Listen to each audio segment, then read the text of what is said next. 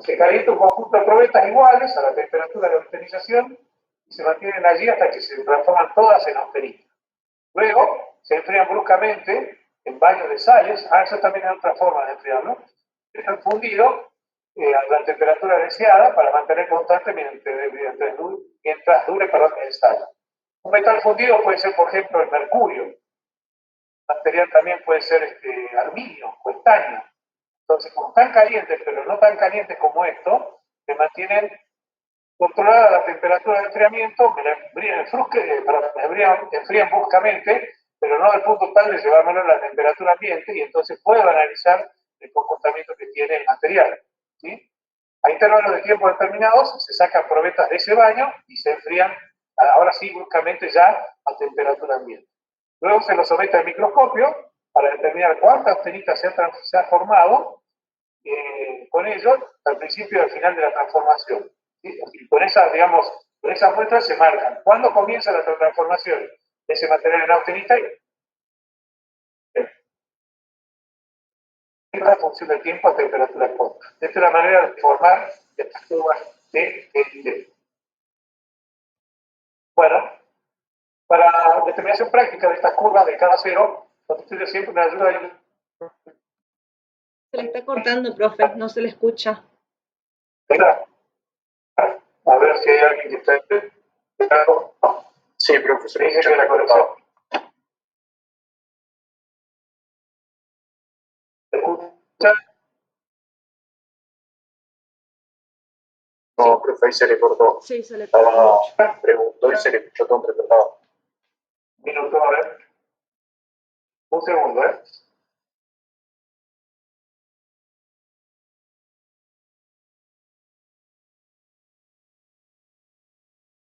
Estamos en el PDF de tratamiento térmicos, la página 11 de 56.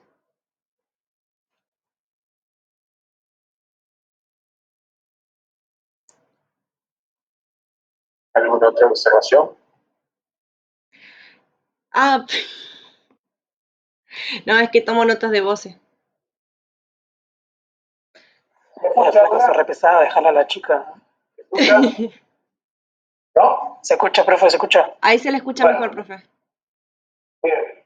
Entonces, nada, básicamente estamos viendo los tratamientos. Básicamente, estas curvas que vamos a ver se aplican solamente a tratamientos a temperatura constante. Se llaman isotérmicos, ¿sí? Básicamente, estas curvas que vamos a ver ahora, básicamente lo que marcan es las transformaciones siguiendo, digamos, el tiempo. Como verán acá, manteniendo la temperatura constante del material, puedo ver las transformaciones a medida que sucede el tiempo. Eso es lo que trataba de demostrar. Siempre y cuando la velocidad de enfriamiento sea muy lenta, ¿sí? Entonces, si sucede esto, yo voy a obtener perlitas. Y la perlita básicamente es una estructura donde hay mayor preponderancia de hierro que de carbono y está justo siempre debajo de la estructura eutectoide en general. Si la velocidad de enfriamiento es mayor, se obtienen vainitas, que ya es una estructura perlítica transformada. Y por último, básicamente si la curva no conta la curva TTT, que es esta de acá, en uno de los puntos solamente obtengo martensita, ¿sí? Que es austenita más perlita, ¿sí? La velocidad crítica del temple es la línea de velocidad de enfriamiento requerida para transformar la austenita en otro constituyente, ¿sí? Bueno, dice que además de estas curvas, TTT, que representa el enfriamiento continuo, nos pueden dar, digamos, la característica de las temperaturas en las cuales, digamos, la evolución de la transformación a medida que sucede el enfriamiento en el material. Estamos tenemos baño de agua, baño de aceite. Estos Martenpedding y Octenpedding son tratamientos ya en metales fundidos, ¿sí? Acá enfriamiento con aire frío, digamos, y acá tener enfriamiento con horno, es decir, se va enfriando y disminuyendo la temperatura del horno de manera controlada. Acá arriba tengo austerita, acá tengo perlita fina y perlita, digamos, gruesa, tengo vainita superior y vainita inferior como elementos de formación. Es decir, los inicios de cambio lo marcarían esto de una estructura a otra. No sé qué es lo que está acá, me tiene harto el cuadro este, desaparece. Bueno, nada, acá sigue hablando de esto, de los diagramas TTT, vamos a avanzar un poquito más. Fíjense acá está cómo se forma, esto estaba también en el libro, lo marcaba. Acá en este diagrama es mucho más claro. Arriba de esta estructura, arriba de esta temperatura, yo tengo, digamos, esta velocidad de enfriamiento y de repente la mantengo constante, hasta acá se mantiene la estructura de hierro gamma sin ningún problema. A partir de acá, la estructura de hierro gamma empieza a ser transformada y se empiezan a acomodar en forma laminar. Esas láminas, es la ferrita de color rojo y tenemos la cementita acá. Acá está el carburo de hierro, ¿ven? Página Entonces, 13. la cementita empieza a aparecer acá, es cuando ya una vez que la ferrita que está, es la ferrita, digamos, en realidad empieza a transformarse, a saturarse, ya no puede absorber más carbono, y el carbono que después de la composición del vector empieza a forjarse, de hecho fíjense que aparece luego del 0,86 que está acá, perdón, acá no dice para la misma composición, pero aparece a partir del 0,86 en realidad el contenido de carbono en la muestra.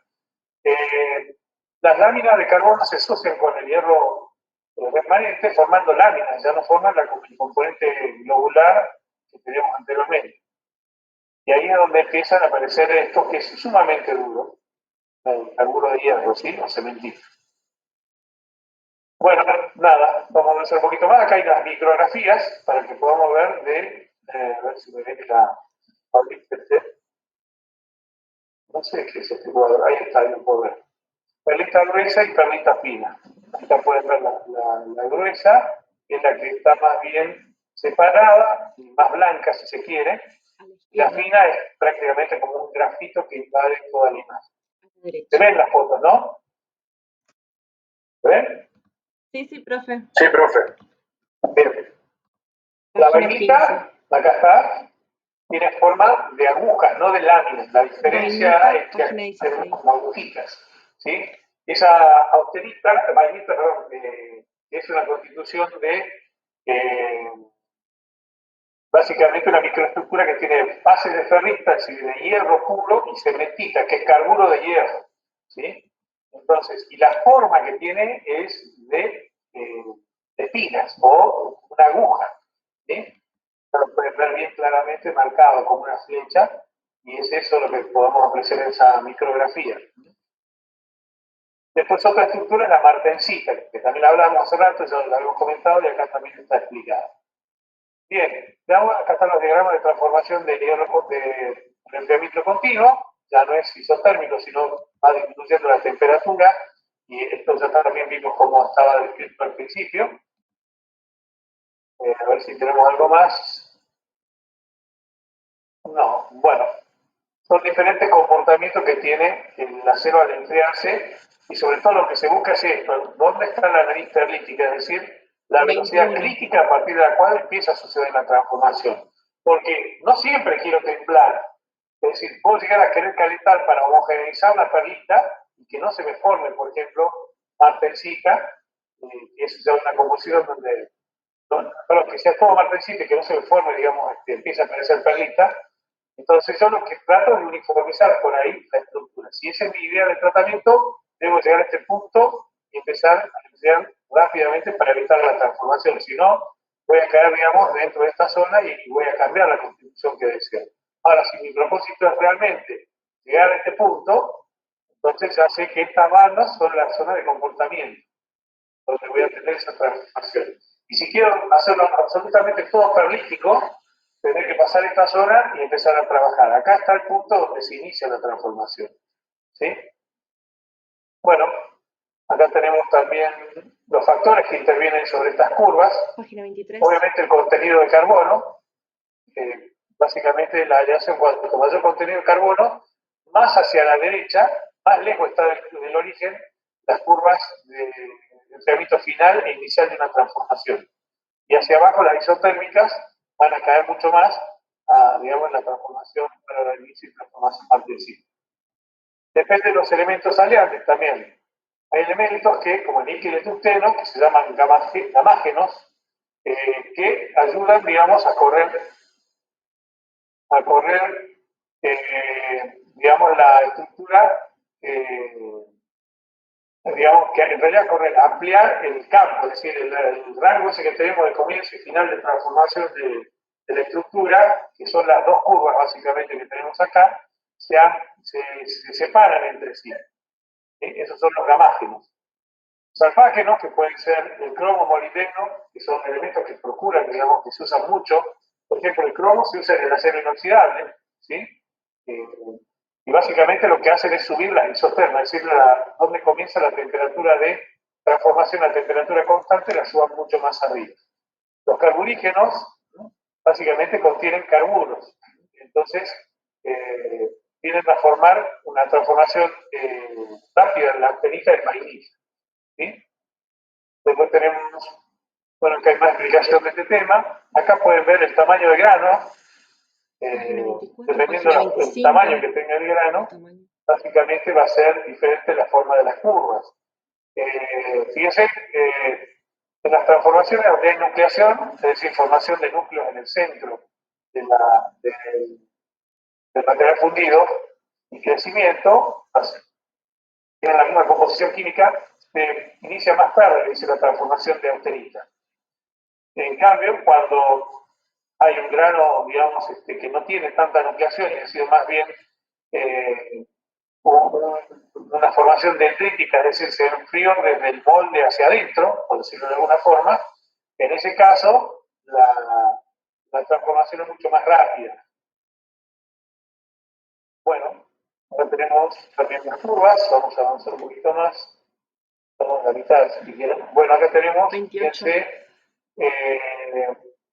representación esquemática de cómo los factores inciden en un cuadro sintético, cómo inciden en el comportamiento. Cuando la composición de la aleación es menor 0,37, que es el detectoide, si tenemos el inicio de transformación se mantiene básicamente igual. Aumenta la velocidad de calentamiento o de transferencia, de transformaciones, perdón, y el tiempo también aumenta, la temperatura, perdón.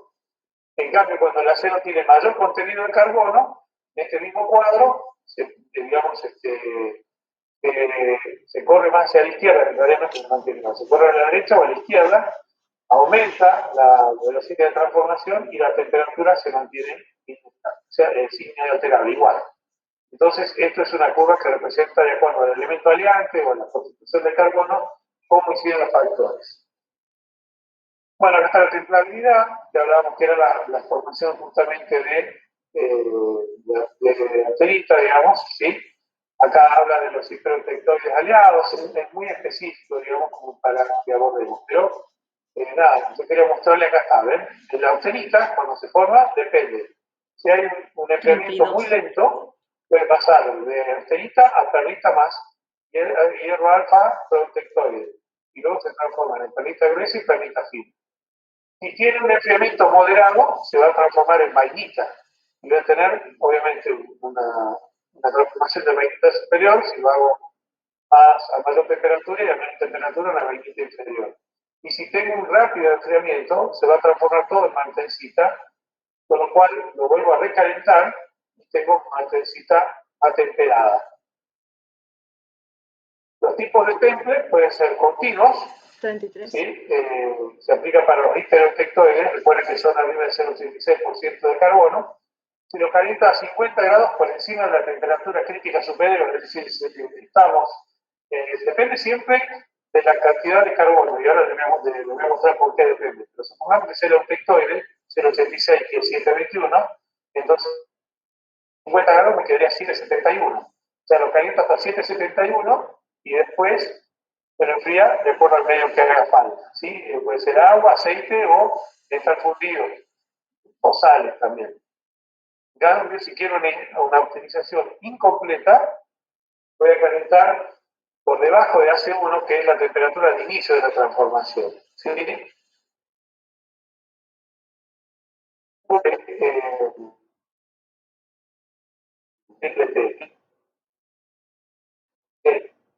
Se le cortó, profe, no se le escucha.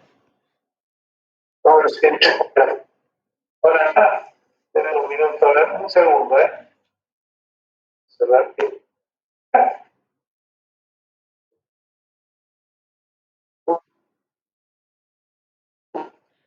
Página 34.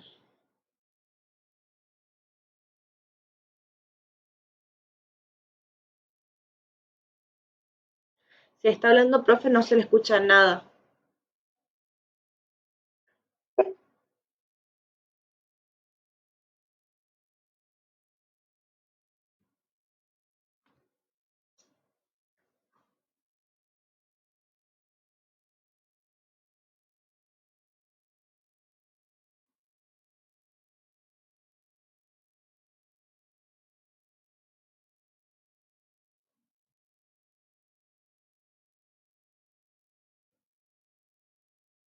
¿No?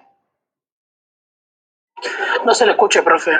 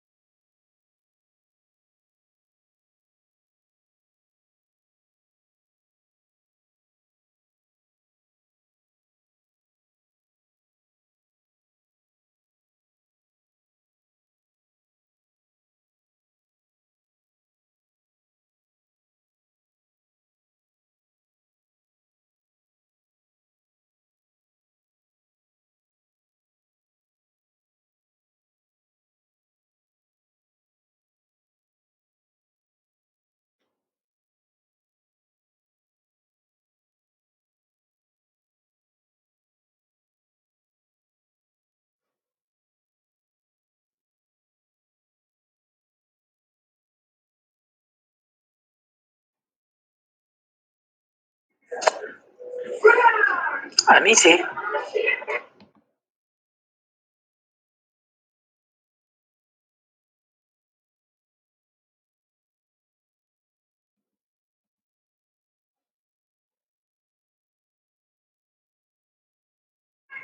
Qué buena observación, Maxi. No me había dado cuenta que el profe se había ido.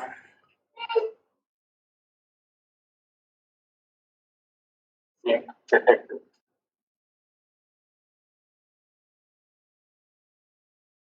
¿Qué cosa?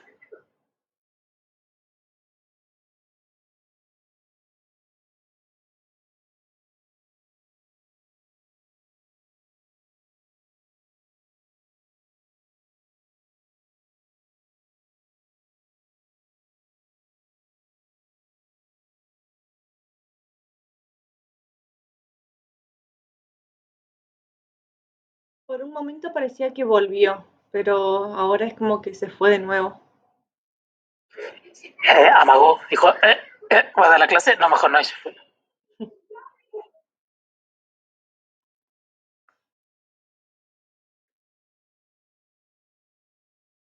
Recording stopped. ¿En qué unidad estamos de probabilidad estadística? La 25. Sí, cada clase un tema nuevo. Rifiola. Ya estamos por terminar el programa a mitad del semestre, ¿no te diste cuenta? Estamos en la unidad 2 en realidad. No pasamos la unidad 2. Perdón.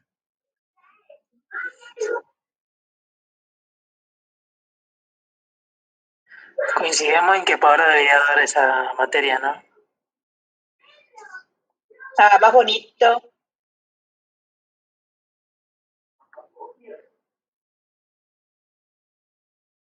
Te mereces una empanada.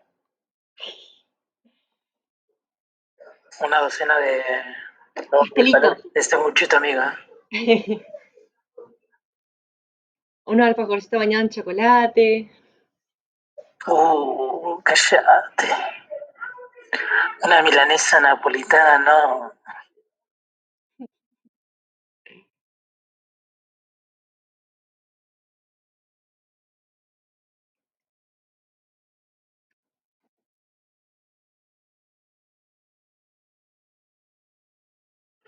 ¿Qué onda? Parece que ya fue la clase, ¿no?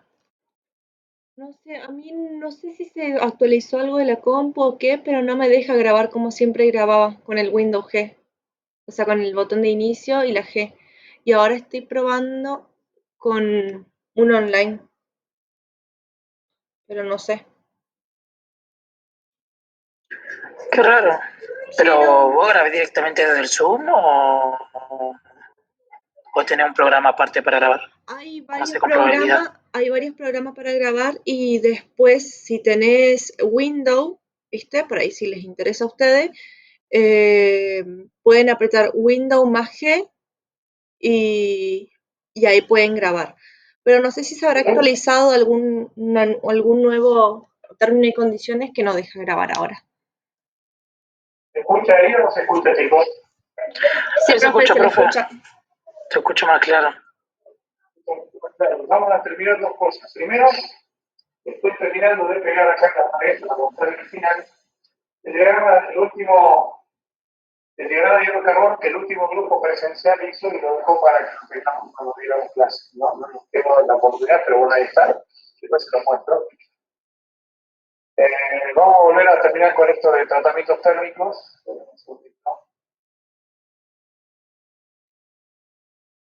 ¿Se ve ahí? Sí, profe. ¿Se ve? Sí. Bueno, nada. Les decía que estas curvas son temperatura, tiempo, y muestran básicamente la temperatura que se logra. Obviamente no tiene que ver con las transformaciones, sino importa acá qué tiempo debo calentar una cierta pieza, una determinada composición, para producir su transformación, cuánto tiempo debo mantenerlo isotérmicamente, o sea, la misma temperatura, y luego cuánto tiempo debo enfriarlo. Como verán, eso se cruza con las curvas triple T y de volver a grabar. A ver, vamos a ver, ¿no está grabando? Parece que dice poner pausa con posición. Dame un segundo. Yo lo había puesto en pausa, profe. Recording in progress. Ahí está. Pensé que esta curva mostraba la forma en la que se calienta, se mantiene isotérmicamente la temperatura un cierto tiempo y luego se enfría. Y de acuerdo a esa característica obtengo un normalizado, temple total. Normalizado, ¿qué significa? Homogeneizar la estructura. Como verán, busca, si veíamos la curva de transformación, si se produce alguna transformación, luego que se mantenga constante, bueno, cuando salgo de acá la estructura no cambie, no caer adentro de esa zona. Fíjense que en el temple total yo evito la zona de transformación, porque lo que quiero es justamente un reacomodamiento y una reconfiguración de la estructura. Y después tengo acá Martin Pelling y Austen Pelling como curvas. Por ello asumo que le puedo tomar, y esto también está en el apunte, ustedes lo vieron en el puntito de acero hace rato, que le puedo tomar esta figura y decir qué tratamiento es. Entonces ustedes ya tienen qué es cada uno de ellos. ¿Qué explica qué es cada uno de estos? En el por ejemplo, lo que es austenítico o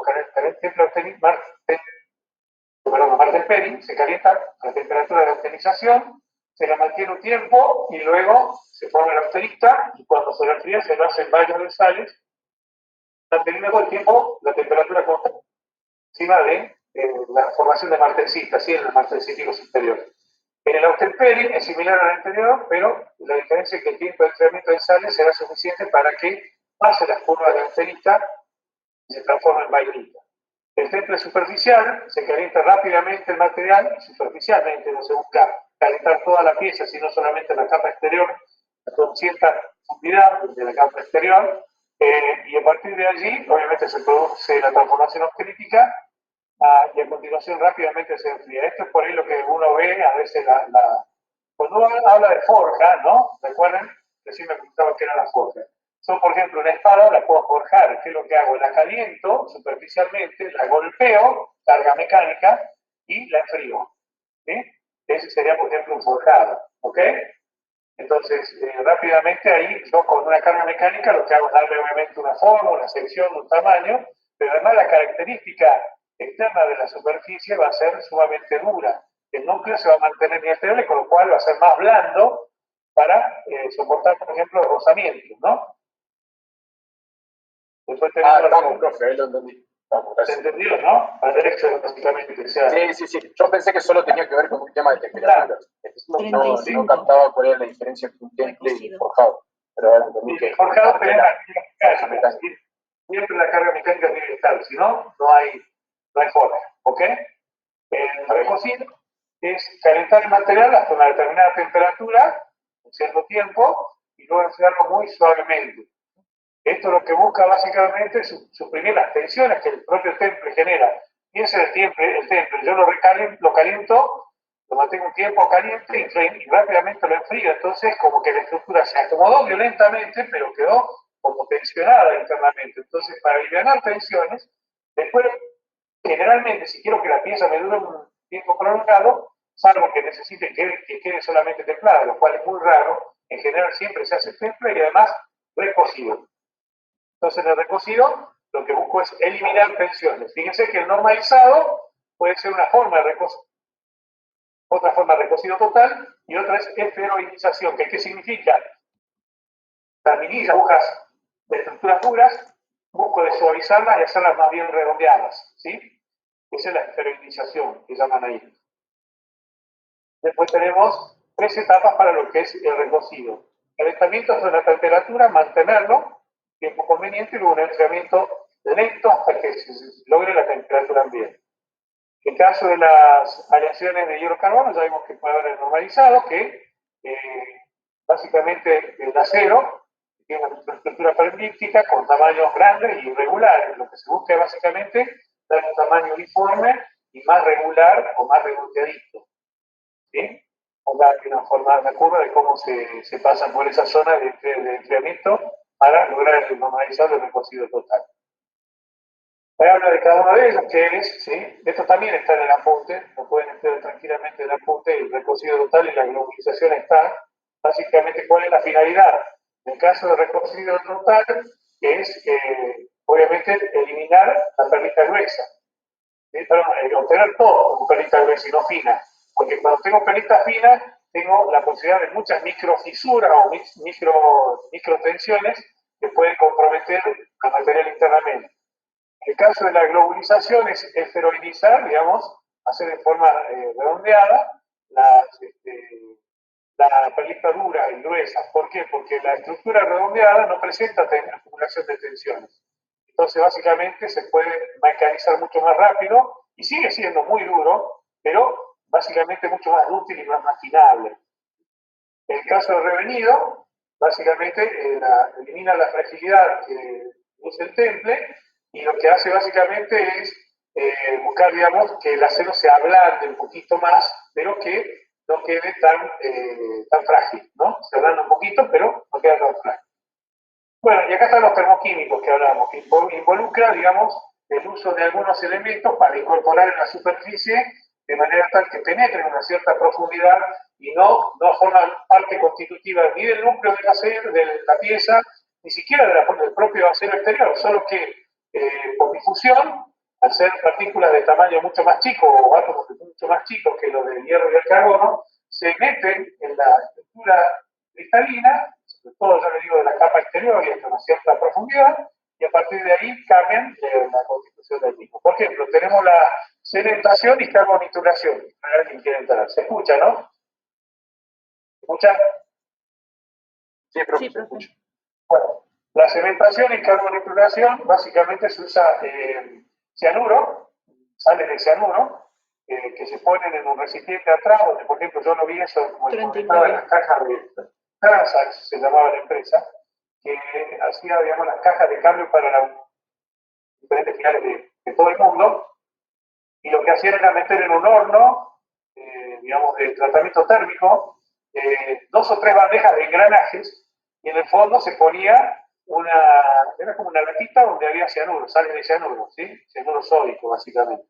Entonces, ese cianuro con la temperatura empezaba a vaporizarse, mucho más arriba de la temperatura de calentamiento del acero, bueno, mucho más, levemente más arriba, perdón, y al gasificarse, luego cuando se iba enfriando, se precipitaba sobre la superficie de la pieza, en este caso de los engranajes, de los dientes de engranajes, y le daba, digamos, una característica de aumentar la dureza de la fricción. Lo hacía mucho más duro, además de estar templado, y obviamente templado superficialmente, tenía además la incorporación de ese elemento, de sales de cianuro, que lograban justamente que cuando rozaran los engranajes entre sí, en la caja de cambio, no hubiera desgastes, ¿sí? No hubiera prácticamente precipitación de sólidos por la fricción. La nitruración básicamente se usa para cierto tipo de aceros y también para fundiciones. Lo que usa básicamente, dice, la dureza de 1200 Brinell es una locura la dureza. Normalmente la pieza en dureza de Brinell y estará, dependiendo de la escala también, pero no sé, estará entre 260 o 280. 1200 es muy duro, ¿sí? Y muy frágil, obviamente. Y son resistentes en este caso a la corrosión. Recuerden que son durezas superficiales, con lo cual no habría problema porque solamente va a estar en la superficie. Cuando hablamos de superficie hablamos aproximadamente de entre 0,2 milímetros hasta 1,5 o 2 milímetros, ¿sí?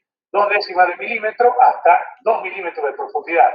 Fíjense, una pieza como un engranaje, 2 milímetros, dependiendo del tipo de engranaje, ¿no? Si hablamos de un engranaje de una máquina chica, obviamente que es importante, pero si hablamos de un automotor o de una locomotora, de un barco, no hay nada prácticamente, ¿no? Entonces, depende obviamente del tamaño de la pieza, pero con eso se logran durezas muy elevadas. También se hace, se inyecta una corriente de amoníaco a una temperatura, como ven ahí, de 525 grados, y se usa para endurecer las cabezas de cilindros, árboles de levas, cánulas, ejes y piñones y aparatos que tienen que llevar esa característica. Bueno, la corrosión, a ver si llegamos a terminar hoy. La corrosión se define obviamente como el paso de un metal en estado libre a un estado combinado, que es consecuencia de la tendencia que tienen los metales a volver a su estado natural. Básicamente porque el oxígeno, cuando se presenta cerca, se combina con ellos y produce básicamente lo que llamamos oxidación, que es una conversión tipo, digamos, con el aire. Y si hay otras sustancias que no tienen, electroquímicamente hablando, no tienen un balance eléctrico que se las mantenga estable, pueden tender al proceso de corrosión, que es la formación de nuevas sustancias a partir de la presencia de algo que químicamente es incompatible o que puede producir un cambio en la estructura del material. Básicamente, en el fenómeno donde participa el oxígeno, ya dijimos que la oxidación y el óxido, digamos, no es adherente y es poroso, entonces, ¿qué sucede? La pieza se rompe. En este caso, el óxido básicamente participa en metal con el oxígeno. Lo que hace es ceder electrones y pasa a un nivel de valencia distinto. Entonces, ese nivel de valencia le representa la formación de esta sustancia llamada óxido. La zona donde se produce la oxidación se llama el ánodo, porque la oxidación, que básicamente es una reacción de tipo anódica. A la oxidación es lo que llamamos reducción, y eso se produce en el cátodo, básicamente en ese caso toma los electrones de oxidación, ¿sí? Pero es muy raro y esto se usa para determinar las situaciones donde hay electrones de depositación. ¿Qué significa? Que el óxido, en lugar de comer la pieza, empieza a acumular precipitados nuevos en esa zona, pero también empieza a corromper y a cambiar la estructura del elemento.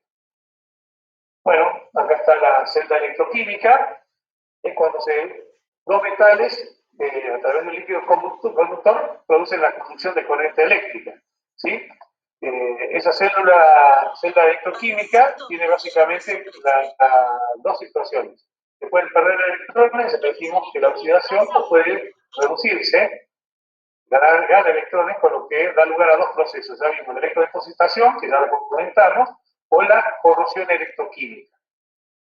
Entonces, los componentes ahí vemos de la celda y tenemos el ánodo y el cátodo, ¿sí? Básicamente complementos constitutivos. El circuito externo, básicamente que ambos elementos deben estar conectados por un elemento conductor, haga la redundancia, y el electrolito, la presencia del líquido, 42. que va a favorecer el transporte de esa carga, ¿sí? A ver, si uno ve el circuito eléctrico, está conectado metálicamente los dos elementos, ánodo y cátodo, y además tiene un baño líquido por donde hay también migración de carga. Esta es una pila electroquímica de hierro y cobre. Se reintroducen 2 electrodos de hierro y cobre en ciertas disoluciones de un molar de fusiones separados por una membrana semipermeable. Se deja pasar el disolvente, pero no el solvente absoluto, con el fin de que la disolución se detenga. En ella el hierro se va a comer, mientras que el cobre gana masa absorbiendo, digamos, justamente los elementos que se desprenden. En la pila electroquímica de hierro y zinc sucede algo parecido, pero en este caso el zinc cede los electrones y entonces se corroe. Y acá hay una deposición en la zona donde está el hierro. Bueno, acá hay algunas ecuaciones que a partir de la ley de Nernst que explica la variación de energía para producir este fenómeno. Y la cantidad de material depositado en el cátodo se llama, la determina la ecuación de Faraday, donde tengo la intensidad de corriente en amperios, multiplicado dividido por la masa, ¿sí? Por la masa, por el número de valencia de ion metálico que me va a dar la cantidad de material electrodepositado, ¿sí? Bueno, los tipos de corrosión pueden ser uniformes, cuando el electrolito, puede ser el mismo aire, produce lo que llamamos el herrumbre, ¿sí? Esa es la corrosión uniforme. Se puede proteger al material con barnices y elementos protectores, porque fue una película que impide o inhibe el ingreso de oxígeno. En cambio, la corrosión galvánica es cuando 2 próximos metales entre sí están expuestos a un electrolito, por ejemplo, al agua, ¿no?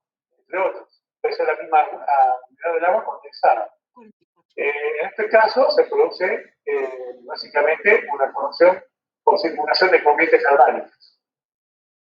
Cuando hay una corrosión por aireación diferencial, esto sucede en elementos del mismo material que disponen de grietas y rendijas, donde justamente se produce la circulación de aire.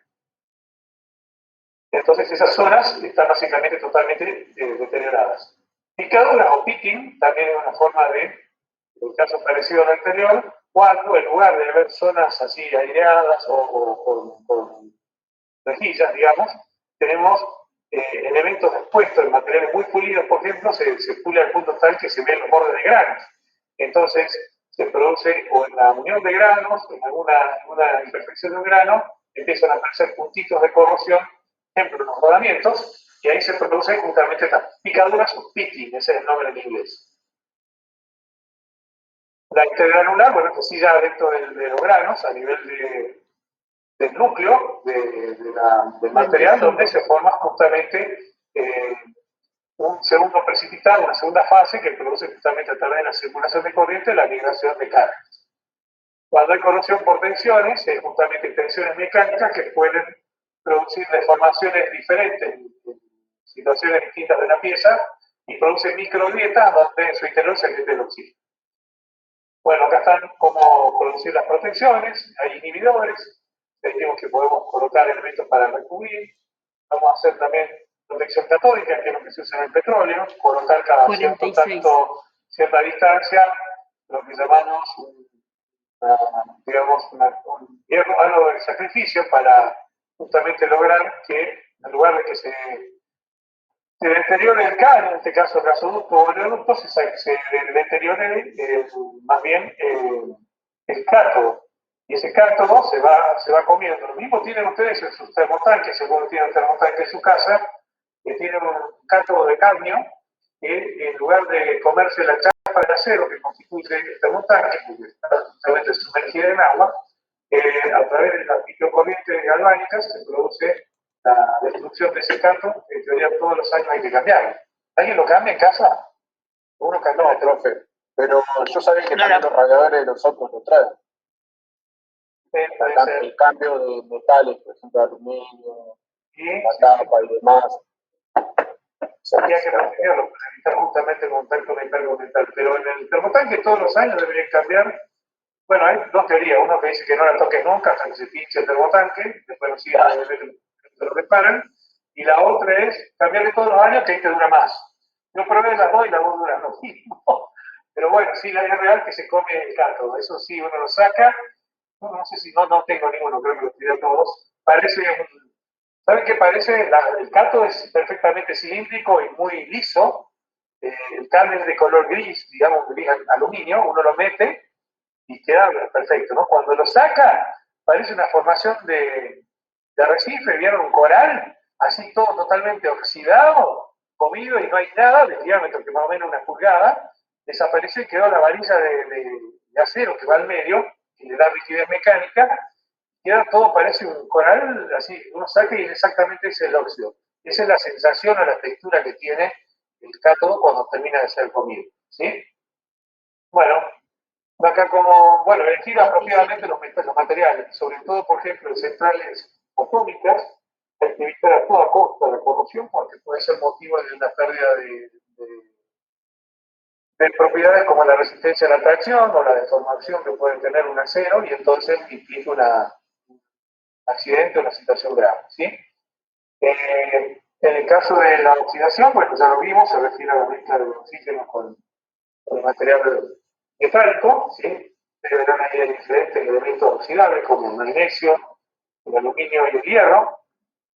Acá tienen la forma en la cual aparece, acá la forma dendrítica, acá como una capa, y acá lo tenemos en el caso del hierro, con esta es la forma que tiene, como decía, como piedritas pegadas son.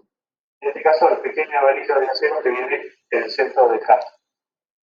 Bueno, degradación de polímero, bueno, acá básicamente en el caso de polímero, que son los plásticos, ya nos fuimos a otro tema. Acá vamos a hablar porque nosotros estábamos hablando solamente de metales, ¿sí? Y vamos a terminar acá la clase también. Pero bueno, esto también, como les contaba, está en el apunte de aceros, ¿sí? Está subido, esto ya también se lo voy a poner en la red disponible. Luego encuentro los controles, ¿sí? Buenísimo, profe. Si puede compartir este archivo, Josh, para tener Sí, las está muy lindo, muy técnico, muy técnico. Está muy bueno para poder mirar justamente cuáles son los factores que intervienen en un tratamiento térmico. La temperatura, la constitución del material, el tiempo, la velocidad de enfriamiento, todos son factores que definen la característica final que va a tener. Hoy en día está un poco de moda esto porque por ahí ven algunos programas de forja y otras cosas más que son interesantes. Y justamente si ustedes ven, mucha gente es idónea y no conoce mucho de esto y lo hace a ojo, debe tener un conocimiento, digamos, intuitivo, pero no muy bien profundo de cómo es la historia. Entonces, si tuvieran más control sobre esto, quizás les saldrían mejor las piezas, ¿no? Así que bueno, nada. Déjenme un segundito que acá les voy a mostrar lo que compañeros con todo cariño hicieron. Dejamos de compartir. Ahí estamos, dejamos de compartir, voy a prender el video. Deberes, ¿no? Ahí. No sé si se alcanza a ver, no, ahí no. Tienen que ver poner la pantalla que ustedes están viendo. Ahora sí están viendo el techo, están viendo el tostado, tienen que ver los focos. Bien, pero calor. Ahí se alcanza a ver ahí, ¿no? Se ve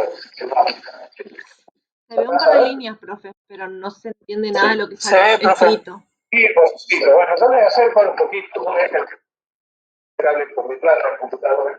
Ahí, quiero ver por mejor. Voy a tratar de apagar y bien.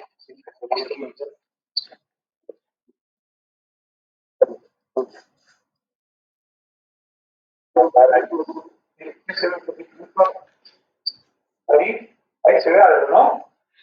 Sí, las líneas se ven bien, profe, pero lo que está escrito, eso no se alcanza a ver, nada.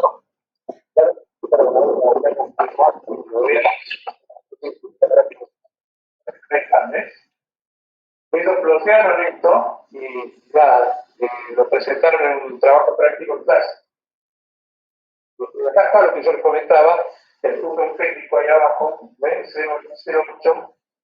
089 pone, pero 087 para el mismo, 086 en realidad, dice el libro, 086 en realidad. Esto tiene un problema más ahora, pero bueno. No sé si se ve, pero bueno, esto era la idea también, cuando estemos en clase, lo que hagan algo para que quede en el aula mientras demos clase. evento que nunca lo pudimos colgar. Pero bueno,